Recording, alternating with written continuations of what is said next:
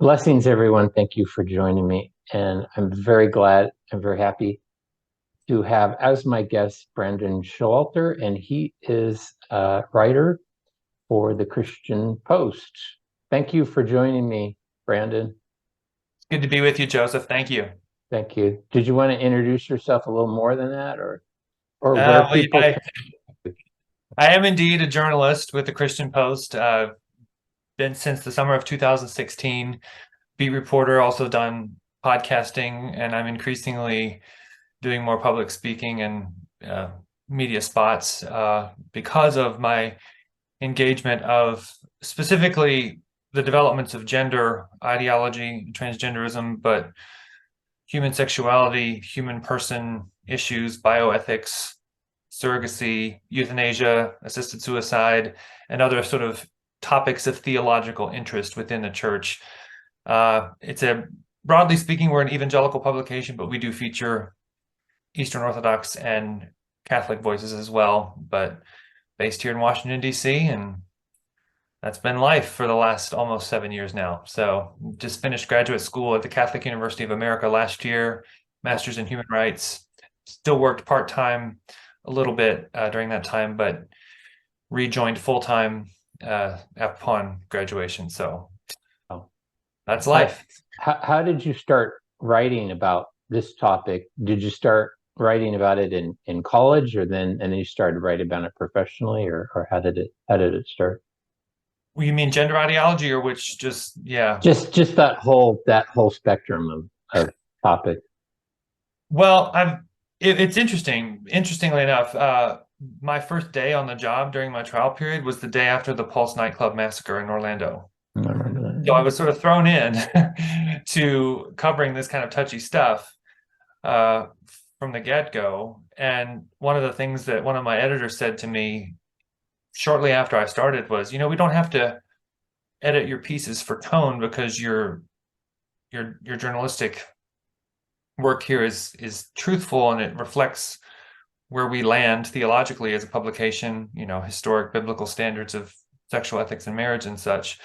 But there's not an angry hostility that you sometimes get from very religious people. You're striking the right tone. And me being a newbie journalist, I just thought, well, if I'm succeeding here, maybe I'll just continue on this path and see where it all goes. But the truth is, I've actually cared about these kinds of issues for a long time because even as a college student, I went to college, your undergrad during the mid 2000s when a lot of the debates about the definition of marriage were happening in the States and then at a national level. And I remember just thinking as a Christian who wanted to take my faith seriously that this was not agree to disagree territory amongst denominations where there were you know, my roots are Mennonite, but I spent some time in a Pentecostal church, and I got confirmed in the Anglican Church in 2010, and that's sort of where I've landed. I call myself an Anglicostal, but I just saw how the sexual revolution, especially, was waging war on every Christian denomination that was trying to adhere to some sort of historic, godly standard about anything really, and that was a coming fight. And indeed, we've seen it fracture the Methodists, the Anglicans, the Presbyterians. Of course, it's in the Catholic Church. It's everywhere. So I saw these issues early on, even as a youngster, but had no idea that I was going to be writing about them in such granular detail. Didn't expect to go into journalism. Once I did, everybody's like, "Oh, that's perfect for you." And heck, if I knew, but it was just kind of I was thrown into it. But when I found out about what they were doing to children with puberty blockers and cross-sex hormones and the transing, that is just kind of what really set me on this course. And I knew that I was going to have to dig very deep, cover that extensively, but also bring a robust Christian understanding of the human person to our reporting because um, we see this as the most important theological, moral, and ethical question that is facing the church and society today is Mm. what is a human being and what does it mean to be human? And if we don't answer those questions rightly, I don't think there's any point in furthering the gospel because those things really matter. Uh, I'm curious, why did you choose the Anglican Church? Because it seems like especially on the gay issue, they've made kind of a series of compromises. So maybe I'm Well, wrong. Maybe I'm wrong, but I'm just curious. Well, it's my journey into Anglicanism is kind of an interesting story. I did the John Jay Institute for Faith, Society, and Law after college. It was led by an Anglican pastor who's, very, small O Orthodox. And I wound up at a sort of a charismatic, Anglicostal, charismatic Anglican parish where here in America, it's solidly Orthodox. Though you're not wrong that the Anglican Communion broadly, I mean, in GAFCON, just the Africans rebelled against the British leadership, which is going wobbly. And so, you know, I'm troubled by the incursion of the sexual revolution in every denomination, but it's just kind of where I've landed. But issues of the human person, sexual ethics, marriage, to me, that is a test of one's orthodoxy.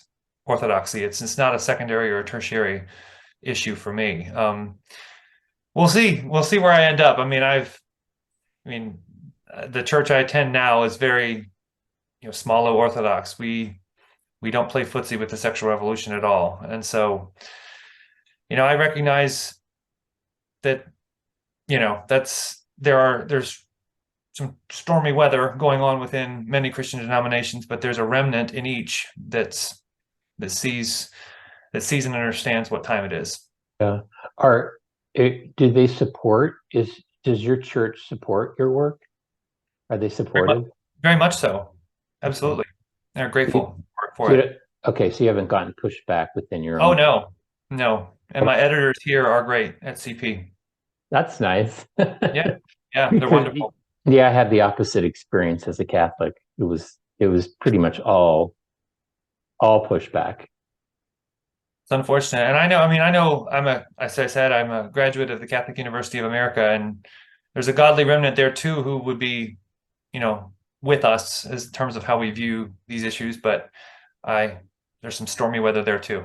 And Well, yeah. Well, a lot of religious or certain people in religious denominations would say if you speak the truth about these topics, you're not being very pastoral, you know. So Well, and I think there might be some truth to that in that there, I mean, in years past, in decades past, the experience that I've heard from folks, and I know several people who were once, lived and identified among the LGBT, that there wasn't good pastoral care for people, and so it comes from some real pain.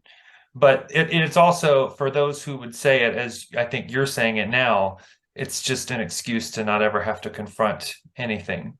And yeah, so I think there is a challenge to be truly pastoral and do so with the love of the Lord Jesus Christ and, gently walk beside people amid their process and also telling the truth. yeah, One must do both. yeah. I think it depended on where the person was, because if you were, I mean, I know mainly from the Catholic point of view, but if you were in a major city in the United States, like LA, New York, or San Francisco, you had a lot of options in Mhm. terms of gay affirmation. I mean, I'm just thinking of Dignity, which started in the 1970s, and that was very popular, and at the time it was available. So it depended on where you were. If you were in a little town, maybe in a rural area, well, there probably wasn't a lot of ministries or outreach for a lot of people on a lot of different issues. So And more broadly than that, Joseph, I think that I could probably, if I ever do a PhD, maybe this will have to be a dissertation topic. I don't know if that'd be a glutton for punishment kind of thing to study for too long. But I do think that within evangelicalism, there was a kind of overcorrection that happened mm, in the wake of the sexual revolution and how that just fractured mm, society. That there were a lot of evangelical churches, particularly if people have seen the movie The Jesus Revolution, all the hippies came to the Lord and they went to these evangelical churches, Calvary chapels, and all these kind of places. There was like, okay, the sexual chaos of the 60s and 70s is a disaster, and they were right about that. But then right. there's sort of this pendulum swing of what has now emerged in, you know, our public discourse today about purity culture. And there are some very good and I think correct critiques of that, where the purity culture, to the extent that it existed, and it definitely did more in some places than others, was a recognition that the hedonism of the 60s and the 70s was terrible. But then it just sort of, there was this push toward this very rigid, we don't even know what we are, but we know we're not that. And it didn't really give people an embodied theology. And there was some very harsh moralism that came on the scene. Again, in an attempt to overcorrect from the hedonism of the 60s and 70s. This is just my read. Okay. But then I mean, at the same time, some of the people I see ranting against purity culture are just, they want to screw around. There's just no other way to put it. They're just eroding all godly standards. So I'm hopeful that now, amid this reckoning that seems to be happening in our society as people realize just how chaotic it has been, that maybe there's this thoughtful, truly godly, small o orthodox approach that we can take to human sexuality and really have a deeper understanding of what the human body is and what it is for. I'm a member of the board of the directors of the Sexual Integrity Leadership Summit, in addition to my journalistic work. And we recognize that all human beings are broken and fallen. We struggle. But at the same time, upholding God's standards is a must. And indeed, we can't compromise the gospel by playing footsie with the alphabet soup letters and the rainbow flags, and while reaching out to people who struggle in love, because which of us, who of us doesn't struggle in some way? Yeah. There's a lot of very complex kind of spiritual and religious and political dynamics that have plagued the last few decades within churches of all denominations around these kinds of things, especially. But I've noticed that for some, several decades ago, as I've explored this journalistically, there wasn't a whole lot. You talk about homosexuality and transgenderism to a lesser degree, but there wasn't a whole lot of talk about sexuality or sexual ethics other than the moral dimensions of it. Now, those are important, but if it's limited and truncated to that, you leave a lot of people with a lot of questions and a lot of hurt. And if you're really battling something and there's no pastoral care, it's just kind of a recipe for disaster. But today what we're seeing is just a huge, within evangelicalism, we're seeing some severe compromise that is just not something that we at the Christian Post can agree to. Yeah. I'm happy that you informed me about that. But it wasn't just gay people who were being, slut shamed. It was pretty much everybody, right? It wasn't just people pointing out. As far as I mean, yeah, I mean, my roots are Mennonite, and so I feel as though I was in a bit of a microculture that it was kind of influenced by some evangelical, trends in that direction, but I was in a way sort of shielded from it. But I saw kind of what was going on. So some of this was a little foreign to me, but these are just some of my, what I'm giving voice to here is some of my macro observations as I've been really digging into some of these issues and how people have been thinking about these things in previous decades and trying to make sense of it. But no, there's been great, I think, because of the great chaos of the 60s and the 70s and the wounding and how much the sexual revolution ruptured our society. There's concurrent with the Industrial Revolution and the technological revolution, there's been a lot of people just trying to get their heads around it, in addition to the tremendous pain that it has caused to people and to families and to relationships. And so when shame enters the picture and when ignorance is there, a lot of people are just really left scratching their heads and wondering. And the sincerest Christians want to abide by godly standards, but it just becomes this very difficult space. I was there. I was born in 1969. So I told you that before we talked that I was a little tired of the trans issue. It's like too much. Both. Yeah, too much. So I put some slides together, and I thought I interweaved that issue, and let's see. Here. Can you see that, Brandon? I can. All right. So, I mean, this I'm interested in because I think it's related to the trans issue. So this is U.S. support for same-sex marriage. Let me get my little pointer here. So this is in people that I've showed this to are kind of shocked. So it in 96, it was only 27%. I Right. mean, that's not that long ago. I mean, Yeah. I was 27 years old. So, and the 90s were not the 1950s. I mean, it was Right. Madonna, Right. Clinton, Priscilla, Queen of the Desert. You know, it wasn't the 50. But look at today, yeah, it's up to Right. 70%. Right. That was a successful psyop, I would say. Well, and to put it a different way, I mean, Bill Clinton signed the Defense of Marriage Act in, I believe, 1996, and Yeah, around now there. they had the Respect for Marriage Act, where within 26 years, you used to see a very much a reversal. But I don't know. We'll see what happens. I do think that with the trans issue, there is people are starting to question many of these things, even with that graph that you have on the That's screen. good. I think that there's a reckoning that is at hand, because it's, I sometimes speak with gays and lesbians who are opposed to transgender ideology, and Mm. I've seen, you know people speak about the differences between the letters in the alphabet soup, and I it's all very dizzying, because as a Christian and as someone who works for the Christian Post, like, where we land on these issues has been clear from the get-go, and I'm willing to talk with anyone about what we believe about the human body. Like I said a moment ago, what the human body is for, how we're made, and why we believe what we believe, what the sexual union between male and female actually means in our cosmology. I mean, it all matters to us.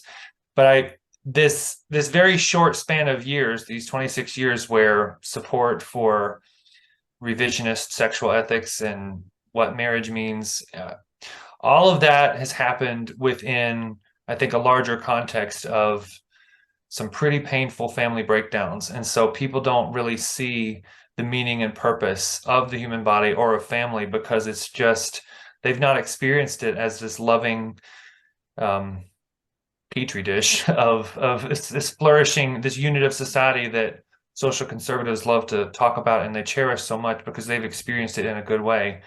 In light of the mass family breakdown, the meaning of sex has broken down, because they just say, "We'll do whatever you want. It's none of my business." But they have no sense of what sex and marriage and family is all for. They've lost the plot.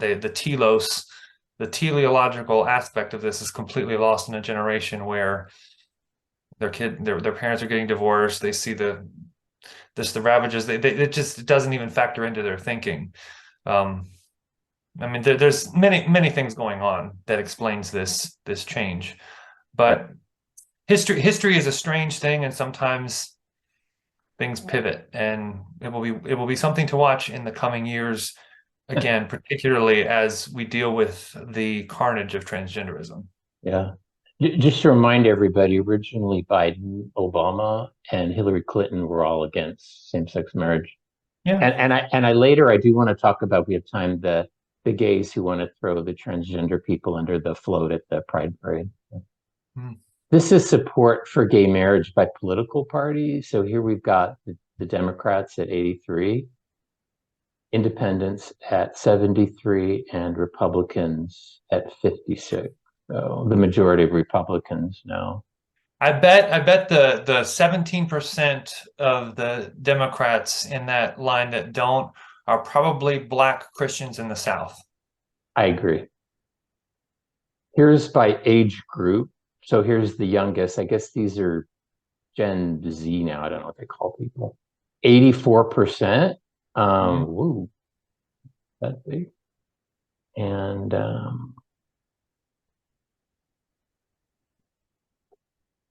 72%. I think that's kind of my group at Gen X. And then the older Americans at 60. So even they, the Those are sort of the boomers and younger. Even the majority of them support same-sex marriage. I think I skipped one. No. But what has all this support for same-sex marriage resulted in? Because I mean, when I grew up in the 80s, I was always told that we need more acceptance. Mm-hmm. LGBT, or they weren't LGBT back then, but gay activists always said, we need more acceptance. But what is all this acceptance brought? So this is, well, I would call it mental illness. So the highest cohort in high schools is the LGBT one at 75%. And looks like the lowest is male. Fascinating. Okay, here's the transition. I find this interesting for a couple of reasons. Because I don't know how long you've followed this topic, but I have kind of followed, I don't know, I kind of call them psyops. But, I saw it ratchet up before 2015 for Obergefell. So this one got everybody in a tither, but we forgot this was before Obergefell. So same. I don't know. People didn't get particularly bothered by this. I didn't see any boycotts at the time for Bud Light. Well, I think with the Dylan Mulvaney character, he's just so over the top and in your face that it's just it. Well, and I think that the Dylan phenomenon has come at a time where people are realizing that this isn't just about, Caitlyn Jenner, who in I think 2015 was on the cover of Vanity Fair, where everybody that was talked about, but the Dylan phenomenon has come on the heels where people are starting to realize the medical horrors of the trans issue. And so they are more alert in a way now than they were back in, say, 2015 when people were still didn't have a clue. Well, I sound like a broken record, but I try to tell people, nearly 400,000 gay men died of AIDS in the United States alone. Right. I hear you. I wouldn't want to make light of that at all. That's a medical horror. I don't disagree. I think but the medical horrors of doing mastectomies on 13-year-olds, I think touches something even deeper in people. It's a different horror. It's a different kind of horror. I think people emotionally, are touched by that because it involves children. Yeah. And I agree. And I think it's more difficult for people to see these as adults, but these guys were boys at one time. For sure. And studies have been shown that the majority of them were sexually abused. So, well, it is as you say a different kind of horror when you're doing something to a child, even if these men, are involved in a medical horror of its own. It's just something. I think it's a deeper degree of a visceral reaction when you're disfiguring a child's body and rendering a child sterile. I mean, there's just a reaction to that. Okay. And this is, I'm going too fast here. This is also before Obergefell. Mm-hmm. Because I thought it was interesting that after that Bud Light controversy that people were saying, well, let's drink Coors. I was like, well, Coors has also been involved in all these psyops. Well, you probably think most major corporations have. Yeah. They have. The corporations are very much water carriers for the sexual revolution. I mean, if we wouldn't go even deeper, Joseph, and we probably can't. Like, I'm not a Catholic. Most people think that I am, but I'm opposed to contraception as well, and I don't mind my views being known about that. And so this goes far beyond even what we're talking about today, because it's all about. I think this is a cosmic struggle, a war against the human body as male and female, and it's all sort of all the same beast.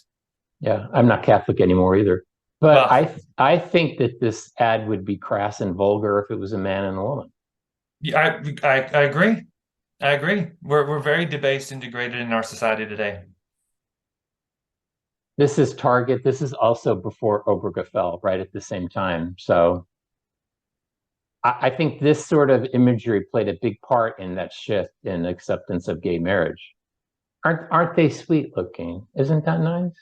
Just two It's guys. like the psychological conditioning for anything that's opposed to historic Christian sexual ethics is has been very strong. Yep. I don't shop at Target, but it you're Yeah. when you start doing those kind of boycotts, you end up not shopping at many places. Yeah. Hmm. And Oh here yeah. we, yeah, and here we go. So I think that all of those things lead to a certain place, and this is it. Because when you start redefining what a marriage is, and can two men actually consummate a marriage, then you can redefine anything. So Well, and it beyond obviously the redefinition of marriage has had implications for so many other things, but I think it's even the redefinition of the human person.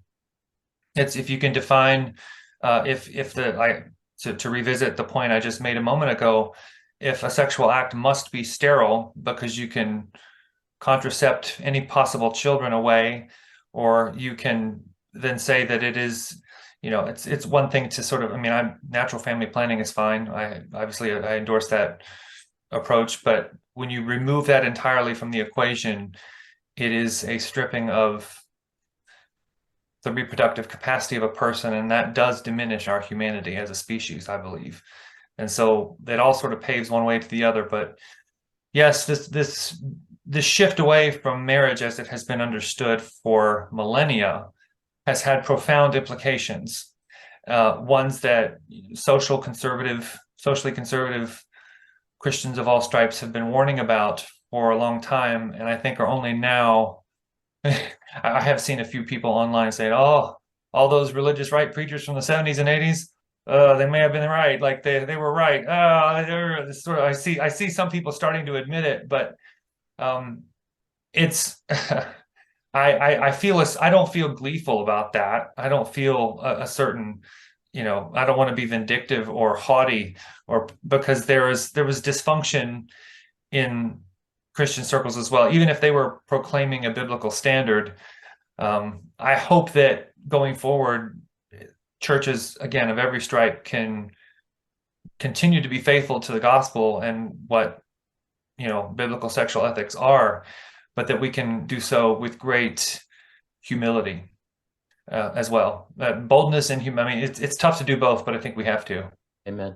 And it's not just that the gay sexual act is sterile, it's also deadly. So Well, I agree. I agree.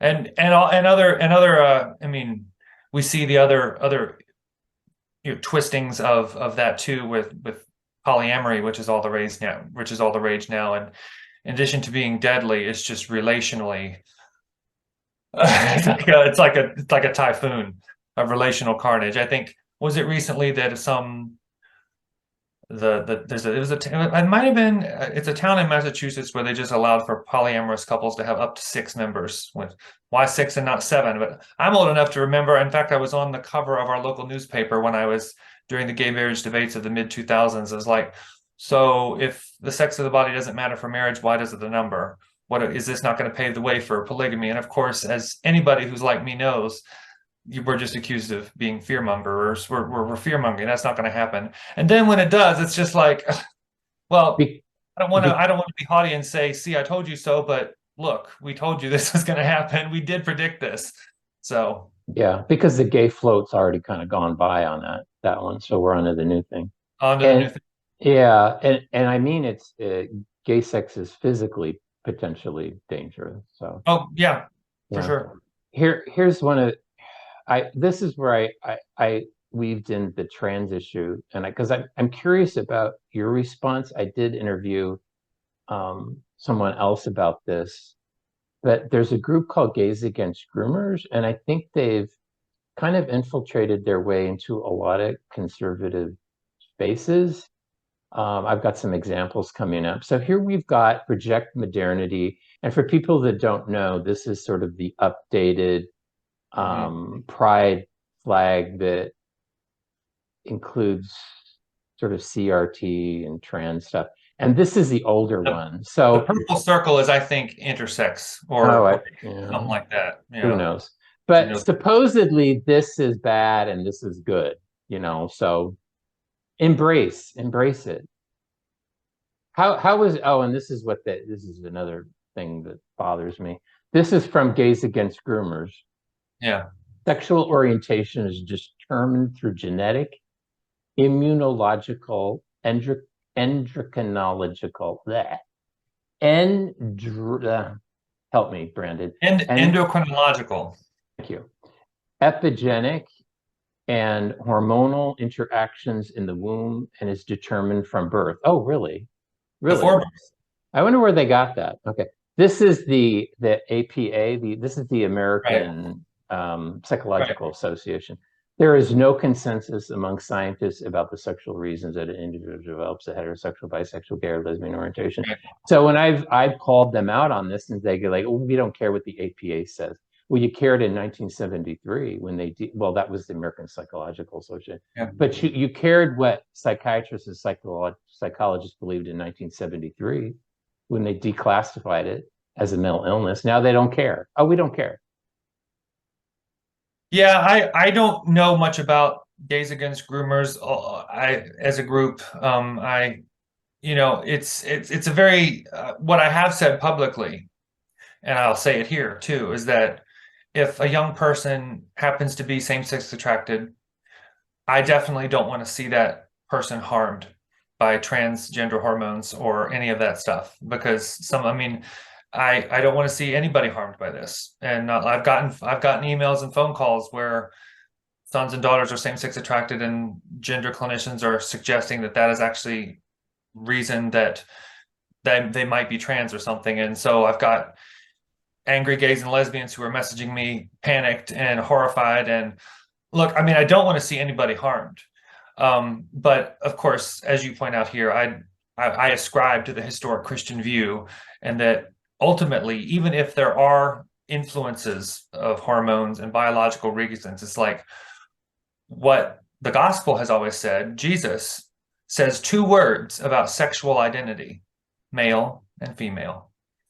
And what one does with one's body, we're speaking of sexual ethics and sexual conduct. This idea that you would have a sort of an orientation is it's not a scriptural category. It is a very recent modern development that is not grounded in any way that Christians have historically ever thought about these things. And Yeah. in the midst of that, we pastor people who deal with same-sex attraction, who experience it, and opposite sex attracted people who have sexual dysfunction in their life. And so we understand that the human being is a moral agent, and we're not going to subscribe to a determinism that denies their freedom to choose what to do with their bodies and whatnot. So, but yeah, far it's more interesting to point out that those differences between Gays Against Groomers and what the APA actually says. I'm going to keep hitting this. You're far more charitable than me. Let's see. Also, the traditional gay history was just so beautiful.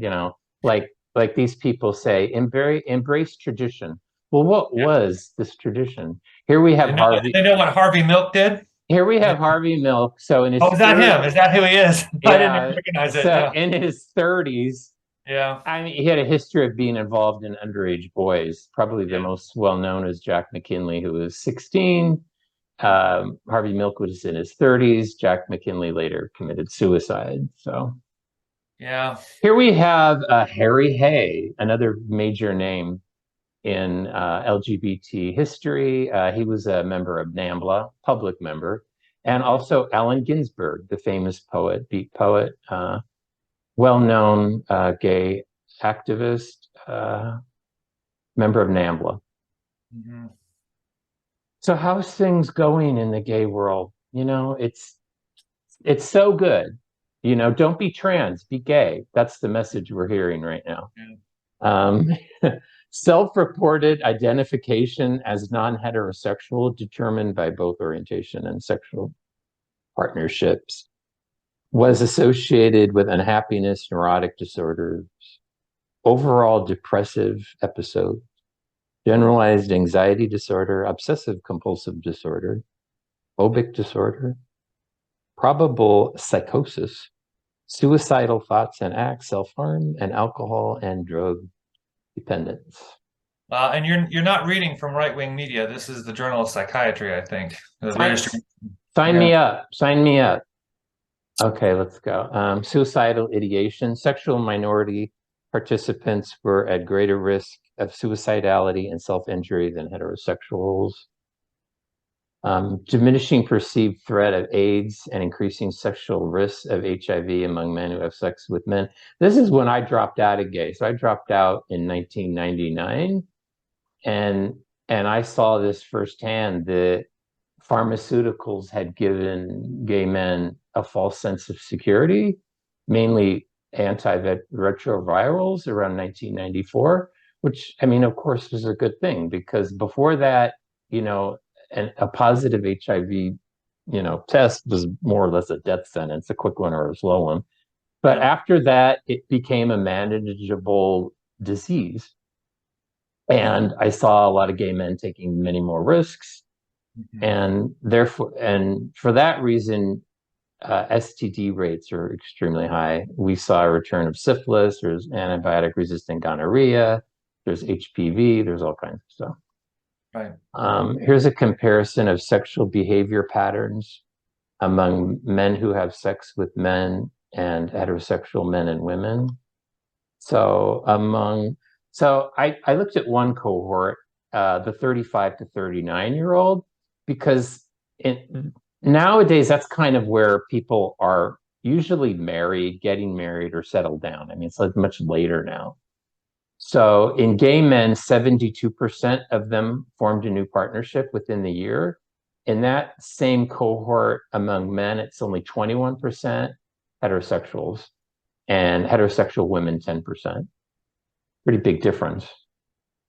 So, gay people are just sitting at home watching The Love Boat, and they were just waiting for gay marriage to be legalized. Although These are stories. I mean, the power of narrative is very. I mean, obviously, it's not a monolith. Of course, there's as any group of people. There's only Brandon, only 12% of gays and lesbians are married right now, and I would say I have families. Yeah, and I would say the majority of that is lesbians. And to underline that point, I was asking. I actually was talking on the phone a few years ago with a lesbian who is married, legally married, and who she was like, Brandon, because I was like, why aren't people more shocked about this? She said, Brandon, you're a conservative Christian. The center of your world is family. The center of the LGBT world is sexuality. Yeah. So she knew, I like so her. I like her. And this is HIV. I got this from the CDC. Only 4% of the male population in the United States is gay. That's kind of high. It's probably like 2.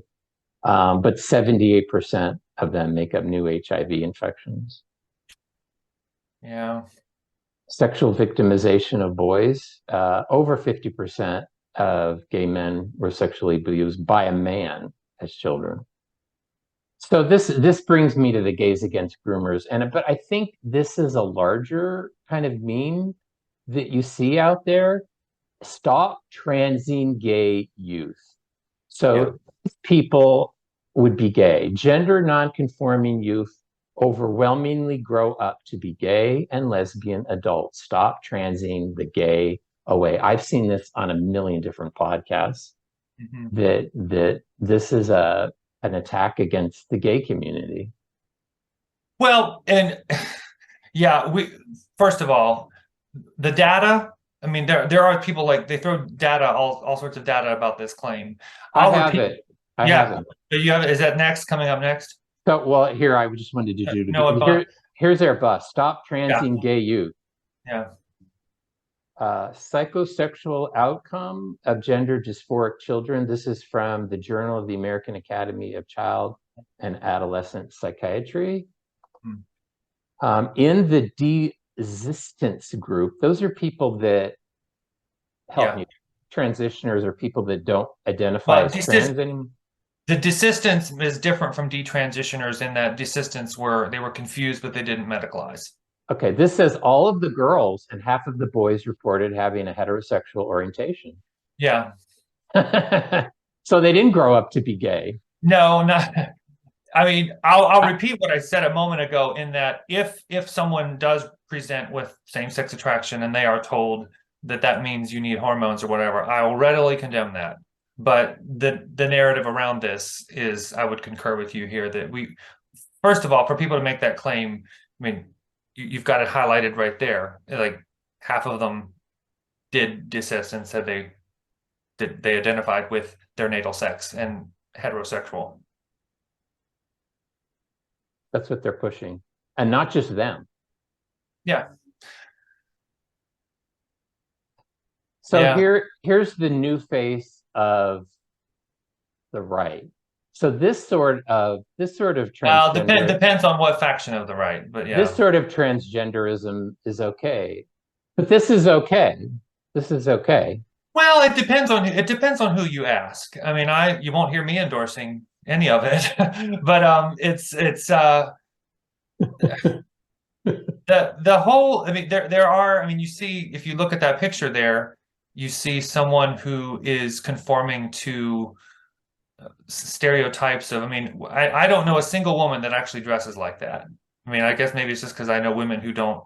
I mean, you just look at that kind of get up, and it's just most women, at least the ones in my circles, are just in the same way that I don't know a woman who dresses like Bruce Jenner did with that smock, that white smock that he wore on the cover of Vanity Fair. I don't know anybody who dresses like that. These are garish sort of stereotypes, kind of slutty. It's like it's a performance or something. That womanhood is a performance. But no, I mean Blair underwent this surgery, which I regard as fundamentally unethical and wrong to disfigure your body in pursuit of a physiological impossibility.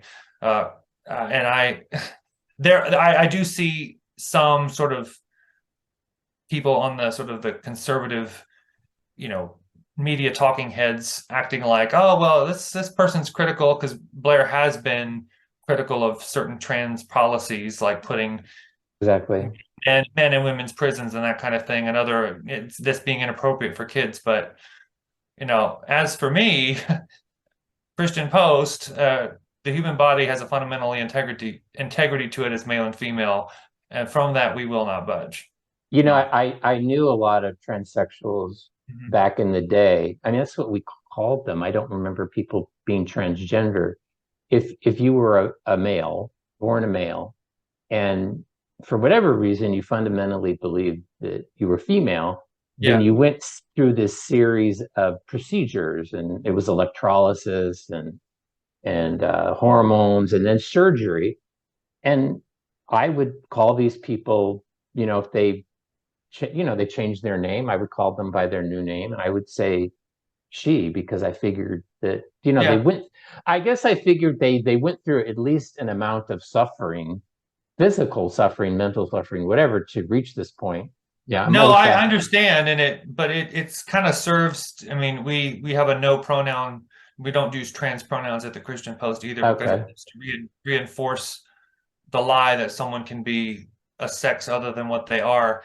And the fact that, anybody can identify their way into a sex class by virtue of just self-declaring that they are this other sex without going to any length of trying to appear like one. But, I understand it. Some people do it out of courtesy or they want to be just kind, even if they don't agree with it. But for us, So this is more the Gays Against Groomers group, I guess you would call them. So it's kind of a rebranding of the gay rights movement. And I, I'm people think I'm an alarmist, but I think it's made some heavy major inroads into conservatism, specifically the Republican Party. I don't trust the Republican Party. Just I for don't either. I mean, I'm a conservative leaning, Christian philosophically, but I'm, you know, So here's more of the gays against groomers. A lot of these people are heavily involved in political campaigns, and not just on a surface level. Because I've done some looking into these people. They're quite involved. Oh, the MTG, the conservatives love her, but looks like she's on board too. well, sometimes politicians just post for pictures of anybody who wants them, who knows how and what they really believe. I wouldn't know what to tell you, but I think she's smarter than that. possibly, I wouldn't know. Well, he says she's on board. She's completely on board with Gays Against Groomers message and ready to work with us. I'm sure he had a conversation with her. Entirely possible. She's in the Chin Pool circuit too. She's in that neocon, I don't know what you call them, alt right. That's and they're very influential with young people, especially young conservatives. So this one might get you in trouble with the Christian Post. This is a Gays Against Groomers guy, and his tweets are pretty graphic. Oh, Richard Grinnell, I think if Trump wins the presidency again, I think you'll see gay marriage as a part of the GOP platform within his uh, his presidency. Trump's daughter. it's quite sobering to see the rejection of marriage across the board.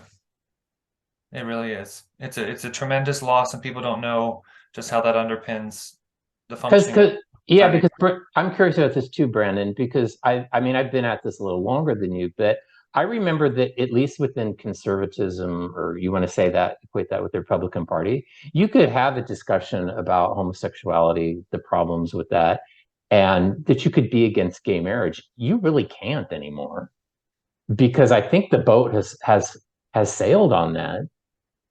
I I see think, it in well, conservative circles where I mean, I've posted to like Matt Walsh, and even the people that follow him, I mean, they attack me if I say anything about gay marriage.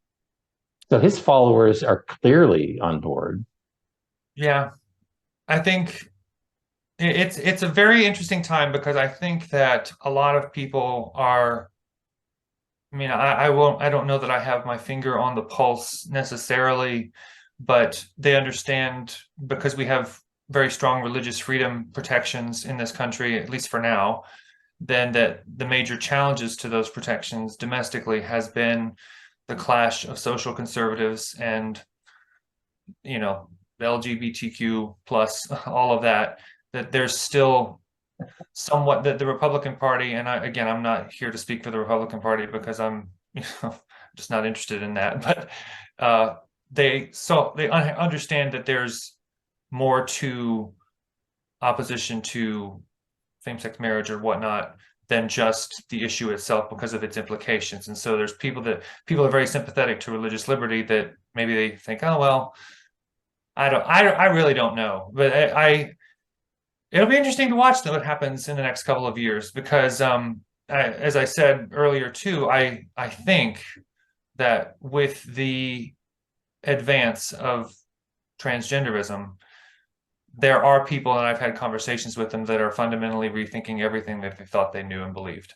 And Yeah, now, whether or not there will be, a return to any kind of standard that resembles Judeo-Christian norms and ethics, that's going to take a while before, in the same way that the Dobbs decision reversed Roe after 50 years. I think generationally, it's gonna take a while for the chaos that has been unleashed on our society to work itself out. But Brand, there's, Brandon, yeah, I want to push back at you. I think that I have kind of an opposite view. I think the trans stuff has been kind of a windfall for the gay community because there's kind of in conservatism, there's kind of like anti-trans ink, and I think it's like Matt Walsh. I mean, that's his niche. That's all he does now. So I mean, fine with him. But he doesn't draw the line all the way back. to the LGBT activists in the 70s and 80s. I've tried to do. He Yeah. doesn't do that. It's kind of like, well, this stuff got crazy when trans people came out. Well, no, it's been that way for a while. But I think the trans stuff, sort of the extreme things, are kind of a windfall because it kind of makes like glog crabbing Republicans and those people, well, they look totally normal. Well, I understand that. When I was talking about the people who are bringing, I mean, what I was articulating just right there was how when I have conversations with people who this completely shatters all of their paradigms. And so, yes, maybe there certainly are people that they're not Christians, they don't share our convictions about sexual ethics, marriage, the human body, any of those issues, and that's okay. But this does, especially if this invades a home and their kids get impacted, kind of like what we were speaking of earlier, where people have more of a visceral reaction when children are being impacted so dramatically at such a young age. That does sort of set in motion a lot of sort of questioning in people's minds. You could be right. I'm totally willing to maybe cede the point. I just know on the front lines when I hear from people who, when they engage these things, sometimes people really revisit a lot of the foundational assumptions about many other things. I mean, I know many people that have, lifelong Democrats that vote Republican. Now, and it wasn't just, it's not like I think the Republican Party is great, but people do really dig deep and think deeply about a lot of other things when they face the reality that their child might wind up sterile. It sort of precipitates something more extreme than even though, I mean, I like But you. with gay, they could be sterile and dead. So Well, but it's just it's not as quick. so I just want to make sure. So do you think that all this T stuff has had a backlash against the LGBT stuff? I think there are people who are worried about that for Okay. sure. I mean that they're I mean it is such it's a very it's a minefield navigating this sometimes because people know where the Christian Post stands, and we we accept the historic witness of Scripture about marriage and sexual ethics. And I still want to conduct myself with the utmost kindness and true pastoral wisdom. Even as a journalist, I'm not a pastor, like pastoring people through all kinds of sexual issues and whatnot. But I do hear from gays and lesbians who are terrified about the backlash that they see. Um, and But but I they but I would tell them, hey, you brought it on yourselves. You can't just open the Pandora's box a little bit and well, it's gonna fly open. So I and don't at this, I understand that. I guess what I'm saying is that I've also, well, I'm not interested in being vindictive, even though I can clearly see how one of the thing that this all sort of led there has been a progression over the years. There's no question about it. I, as a Christian journalist, want to extend goodwill and graciousness, even amid strong disagreement about these fundamental things, to people who don't agree with me. So I don't know. It's this is the tension we walk in because I am not, I don't apologize for beliefs about what I believe marriage is and what sexual ethics, godly sexual ethics are. And so I'm totally willing to be hospitable and kind and deferential to people. And if they want to help me, resist the medicalization of youth, I will gladly receive it. And hopefully, though, that can precipitate deeper conversations about these sort of first order questions that we value as Christians. I remember this is when it was like a revelation to me because I was trying to figure out a lot of this stuff. And this was before COVID, but I was doing my outreach in San Francisco, one of the Mm. Pride things, or it might have been one of the other events. But I had a conversation with this trans person, They were Right.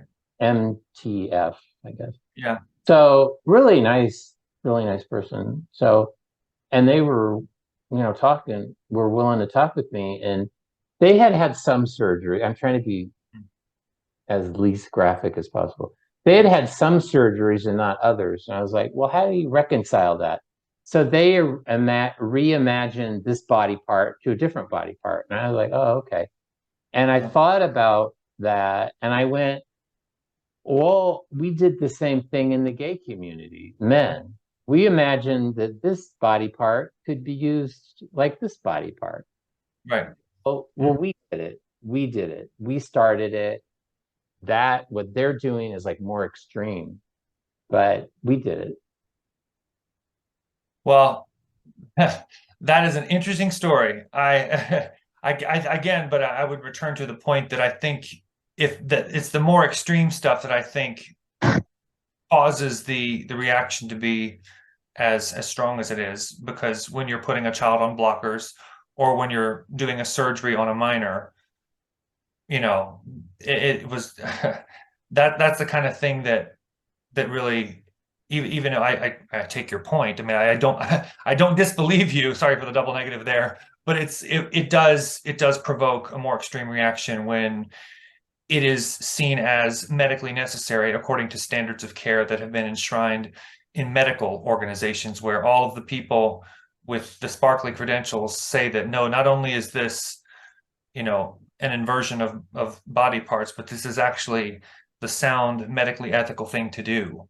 That is, I think, whoa, that's a whole other, it's not just isolated to the community that you were a part of. This now has a professional veneer when it's in fact objectively harmful. Yeah, no, see, but when I was a kid, because the majority of people that identify as LG usually experience some kind of trauma in their early childhood. So many of them end up at psychiatrists like I did. So Yeah. I had these so-called medical professionals, also telling me that I was gay.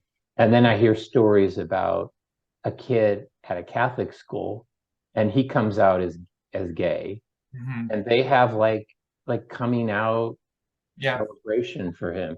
And to me, that's completely revolting because Mhm. what and sadistic because what is this? What does this kid have in his future? Prep, Truvada, Right. then No, gay men have to the beat drugs them that the a lifelong pharmaceutical just in for order not sure. to die. But that's years down the road. I mean, it happens, but I today a teenage girl within 30 minutes Yeah, of a telehealth consultation at Planned Parenthood could obtain synthetic testosterone. I know.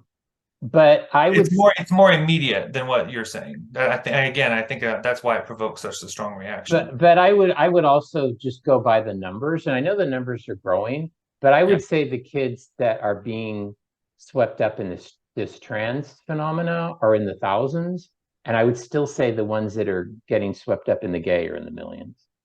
So I don't know about that, Ak. it's a I it's a think there's different more. demographic. Well, I think there's more and more that are getting swept up into the T and the Q, especially the Q now, because anything can be queer. And so, how many are going the medicalized route?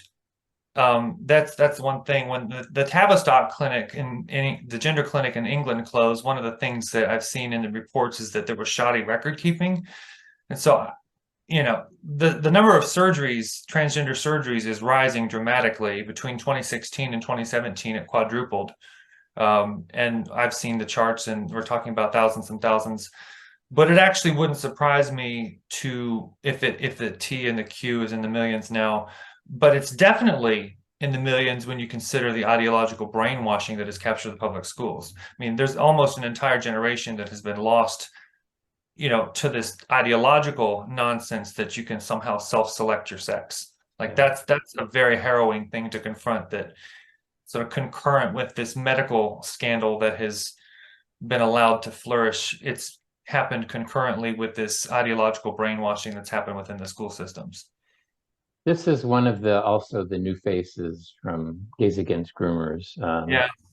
He's got Holy a London. he's got a pretty huge following on Twitter. I mean, I'm Yeah. impressed, and I'm impressed, and he's been able to amass it rather quickly. And he's got some, but he's also on board with this born gay, don't trans, He's the one that tried to pretend that he was Korean and had all those surgeries on his face. Like he was one of those. don't, I yeah, don't trans gay youth. well, yeah, but yeah, So Joshua, I'm going to speed up here because yeah, I'm going over no, time. that's fine. This fella is involved with the Daily Wire. Um, I agree with Matt. The left owns the gay pride movement, but what Log Cabin GOP and RNC are building is a direct challenge to the degenerate, anti-human insanity of that movement. In a few years, the gay right will be seen as an essential ally that's helping reclaim the culture. I think we're already there. That was from 2021. Yeah, it is ultimately, I think, at least I can say for the Christian Post, my publication. I said at the beginning, it bears repeating, what is a human being and what does it mean to be a human being? And we are sexually, Jesus said two words about sexual identity, male and female, and that has profound implications. And so, even though it may not be a popular thing to say, um, we do not accept that, well, we want to show graciousness and pastoral care and compassion to anyone who is struggling with any kind of sexual issue of any kind. It's that you do not, the human body actually says something as male and female. And if you accept a flawed anthropology, you can't get Genesis 1:27 wrong without getting the whole gospel wrong. And that has some profound implications for our society. And the sexual revolution at base just doesn't square with a flourishing society. It just doesn't. Hmm. My friend Austin Ruth, massive problem, normalization of homosexuality among conservative elites. This is Spencer Clavin holding hands with his lover, well, now husband, that we just saw. The photo is liked by Michael Knowles. We can never accept this. Michael Knowles, along with Matt Walsh, are the Catholics over at the Daily Wire who I'll intensely dislike. So I think they're phonies. I've never met them, so I haven't I either. I yeah. just from what they. So Tucker, got fired or whatever happened, Yeah. and I always had an issue with Tucker because he really gave a platform for a lot of these people, these gay conservatives. Mhm. Chadwick Moore, the gal who Jamie Michelle, the gal who founded Gays Against Groomers. Tammy Bruce actually she's like I'd say the only serious person among that group. I quoted her in my book. But again, she's very pro-gay, you know. Candace Owens, oh, I got to do this. Give me some time because You're fine. I think it shows kind of the ignorance and the absolute like the level of that they just I don't know. I always considered Candace Owens to be like a really smart lady, and then until this tweet, and I was like, what is wrong with her? When did being lesbian or gay become an entire annoying personality? In the 90s, people were just gay or lesbian and went about their business like normal people. Today, it's an entire act featuring rainbows, sprinkles, confetti parades, and sexual debauchery, obnoxious. Has absolutely no idea what she's talking about. As somebody who was a gay activist in the 90s, we were not minding our business in the 90s by any stretch. We had all those things. What is she talking about? And I kind of feel like she's that millennial generation that they were just raised this way. I don't know. I don't know. They were raised watching Macklemore, Same Love. It's kind of like, oh, it's the same thing. So I kind of refuted her. This is San Francisco Gay Pride Parade, 1982. Oh, they're just minding their own business, you know. This is a 1989, the ACT UP demonstration at St. Patrick's Cathedral, where they went in the church, desecrated the Eucharist. They were just minding their own business, Candace. Uh, Gay in the 90s. Entertainment comes out of the closet. They were just minding their own business, Candace. Read a book on gay history. You mean cricket? Okay, that was my rant. Do you have anything to add? Well, yeah, it's funny. I don't follow a lot. I mean, I know who these people are that you speak of. She's very influential, Well, very. and here's maybe it's just because I don't care about celebrity, but ultimately, what I can say at the Christian Post, just the publication that I represent, is that um, truth and love. We want to speak truthfully and in love, and we can document the history, and we should, of a lot of But you know she's just lying. well, I I don't know. I wouldn't even know how to pretend to speak for her, but or what she's doing, or anybody else. But no, It concerns me somebody like her because she's an enormous platform. And she has a lot of people, especially young people, that listen to her and admire her. That tweet got tens of thousands of likes. And well, I people don't. believed What it. what do people mean when they like a tweet? Is that they agree with that, or that there's an option they've I don't know. People, I would not. I wouldn't know how to. I would take it that when I like a tweet, it means I agree. I agree. Well, some people, and yeah, I think that's probably the most obvious assumption is as to what that means. But I know some people like things to go back to it because then they can save their likes. They can go back and revisit something later. Um, and And I not mean, necessarily they agree with every aspect of it, but yeah. it depends. But I guess I got annoyed with that is because it just shows the level of ignorance, real ignorance. Well, yeah, I mean, this is part and parcel of my friend Jennifer Roback Morse likes to talk about the sexual revolution a lot and just how we're just imbibed constantly with the propaganda of the entire revolution to the point where no it has become so the the foundational assumptions of this sexual revolutionary ethos are so much of a part of the collective mind that they don't even know how to recognize anything else. I get the But gay our propaganda, senses, but the when propaganda about that and everything else.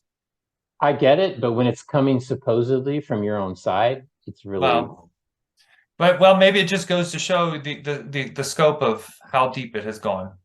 okay. Let's end with these quotes from Abigail Shrier. I think she kind of is responsible for bringing a lot of this to people's attention. She wrote the book Irreversible Damage, and I mean, I like her. I like the work she's done, but here's my but. She's Yeah, another one yeah. that is anti-trans, pro-LGBT, Hmm. and I think it's a position that it's not rational. If a therapist believes he might be able to help a gender dysphoric patient feel better in her body, Dr. Bailey believes he ought to at least be allowed to try, but the current gender affirmation therapists leap straight to affirmation. As somebody that went through this, but on the gay side, I can tell you, and I know for a fact that most people, if they've seen a psychologist or a psychiatrist when they were young, they did it the same exact thing with gay. They Yeah, leaped right to affirmation, right to affirmation. yeah. But I guess that's okay. That's okay. It is. And Abigail, I consider a friend. I'm actually thanked in the acknowledgments of Irreversible Damage, and I think it's an important book. But and I obviously would disagree. But again, Abigail's a Jew, and I'm a conservative Christian, so we have a difference in opinion about sexual ethics. But no, it's what people. This is the big. You've probably heard of the book, The Rise and Triumph of the Modern Self by Carl Trueman. He Yes. makes the point that this is just I'm going to distill. It's a very thick book, but it's a good book. Um, that this entire concept of what we call a psychologized self, where human beings define their core identity by a psychologized understanding of what that means. So whether that be feelings of any kind, whether that be sexual desires, this gender stuff that's going on now. It's like how you define the human person really, really matters. And if the stakes are you can't disagree with me because this is who I am, well, that's a fight that no one can afford to lose. Because if who you are is at stake, that's a big deal. But yeah, I mean, people really don't even know if you are affirmed uh, as the opposite sex, as is the case in this trans contagion, just how that shaped your thinking. So, okay, so what does that then mean? What are the implications of being affirmed in this psychologized sense of who I am? And I do think it's so destructive. And even for those, there was a book that was written a couple of years ago. I interviewed him by Daniel Matson. He says, "Why I Don't Call Myself Gay." You've probably heard of it. I Yeah. thought it was perhaps the most effective book that I've seen on the landscape about these issues, in that he recognizes the flawed anthropology of the psychologized self. He's like, even though, and he's very frank about it, he's the same-sex attracted man and has been for many years, I think is exclusively.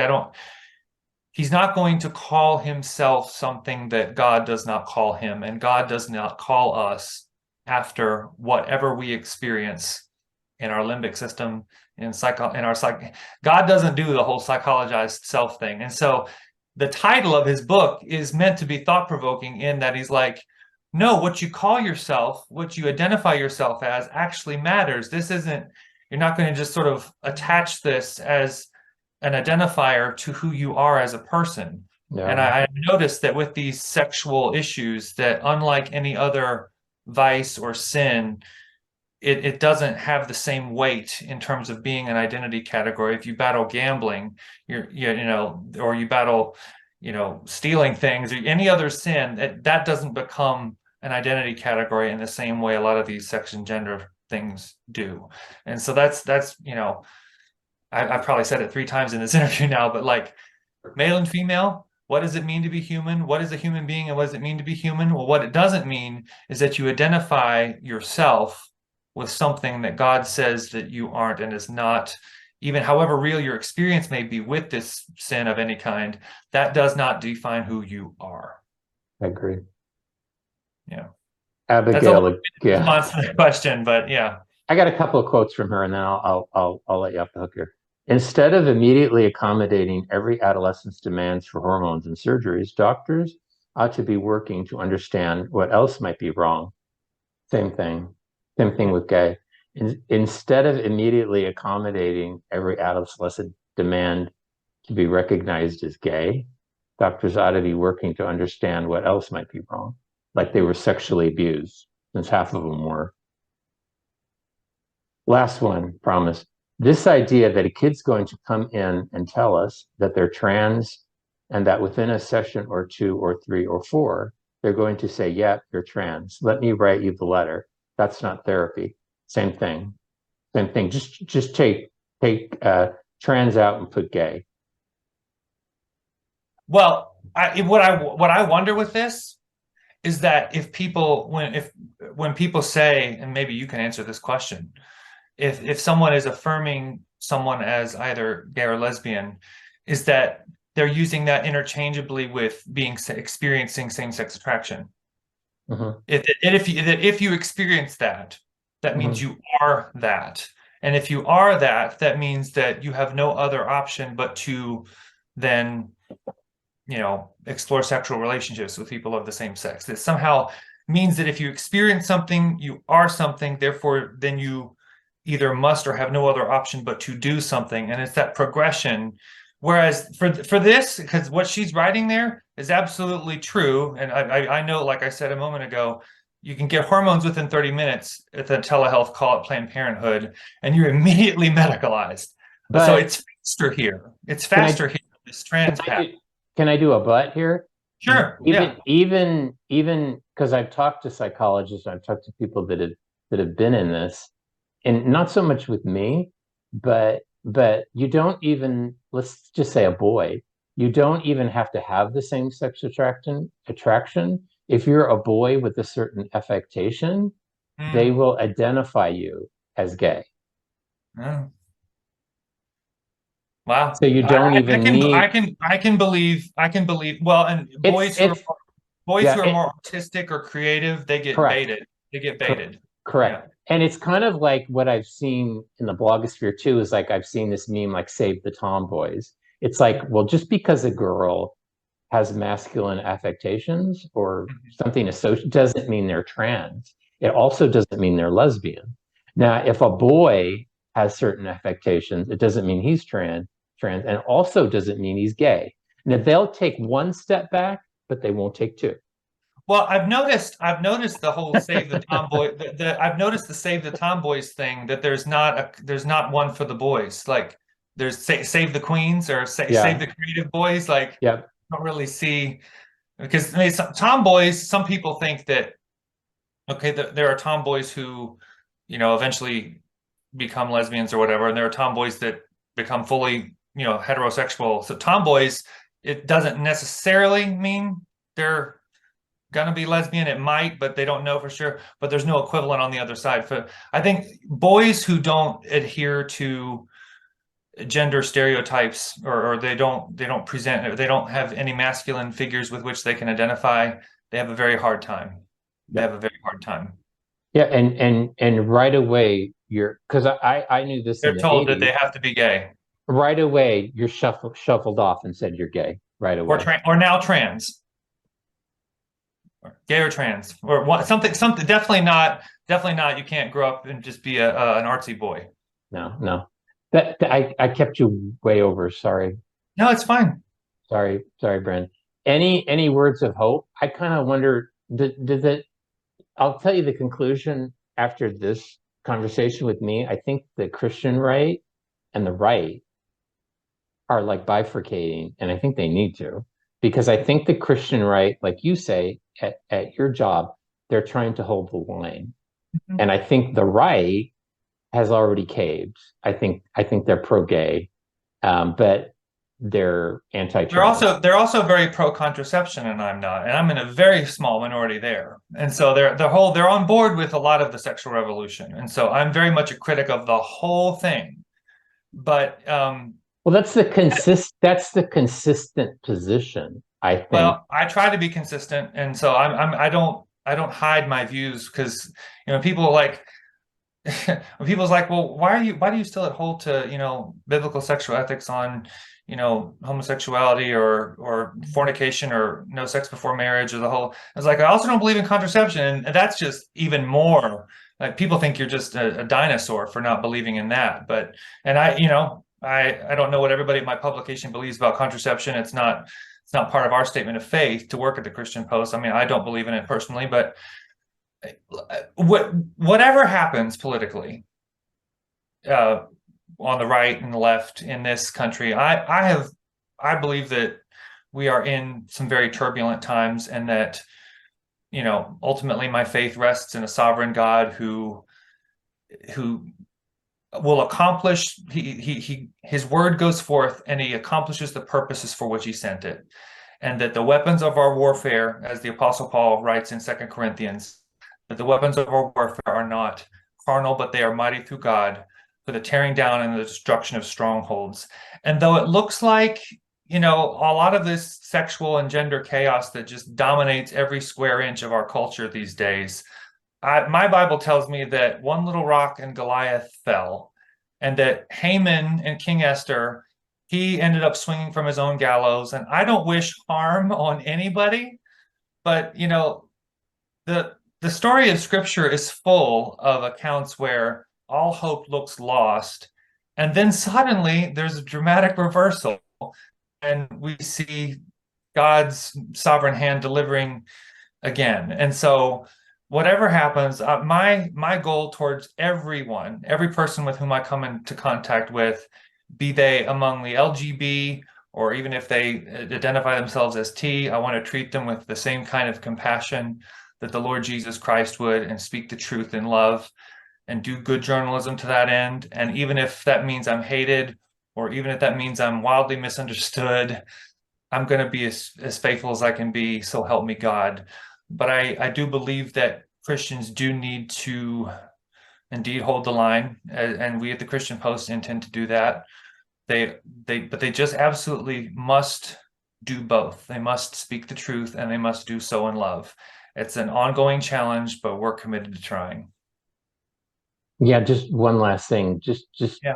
an example of how chaotic it is. I know Catholic parishes where they have like a rosary group and they have a pro-life group, but then they also have an LGBT ministry where, you know, same-sex couples are welcomed and celebrated at the church. So it's like, okay, There's compromise, there's similar compromises I've seen in certain evangelical tribes as well. It's, I mean, I that every denominations across the board are facing these kinds of things.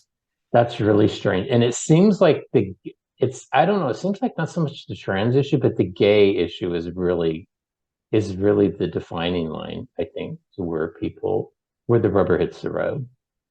Well, Will they compromise? because of how it assaults Genesis 1, that's why. Yeah. It's And foundational. a lot of people, it's a personal thing. And a lot of people, I know so many people that are like, oh, I'm invited to a gay wedding. What do I do? Um, it, it's, it, people are, people are stuck and they don't know, you know. Well, and I think But Christians face this is a big thing, and I've been sort of mulling around a potential column about this, and I'll say I did write a book with Jeff Myers where we tackle more of the trans stuff. I know you're bored of that, and I am too, but it's the approach that I've been trying to take with a lot of this is articulated more fully in that book. It's called Exposing the Gender Lie: How to Protect Children and Teens from the Transgender Industry's False Ideology. And we speak about, you know, how to pastor this, but I'm mulling around doing a column. I don't know if I'll do it or not, but about the the failures of nice Christianity. I mean, people want to exhibit the kindness of the Lord Jesus Christ, but often lack the wisdom to know that that kindness is often wielded and weaponized against them for ill purposes. And it as a sort of a shield for not ever for Christians ever having to articulate some very difficult, hard truths. You have to do both. It's not easy, but you have to do both.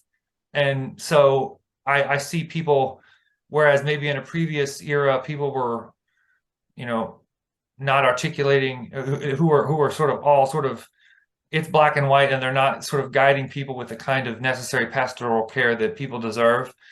Versus now, it's all love, and I'm never going to tell you any hard things. It's like, no, we're called to walk this hard line of grace and truth and live in the tension of that.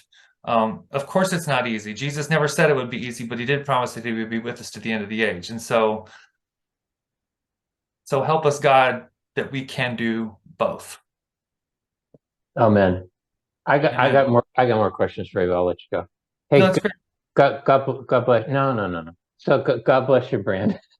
Thank you, Joseph. I'll So keep good to chat with you today. I'll keep you here all day, and I'm going to keep you in my prayers and your work as well. Thank you.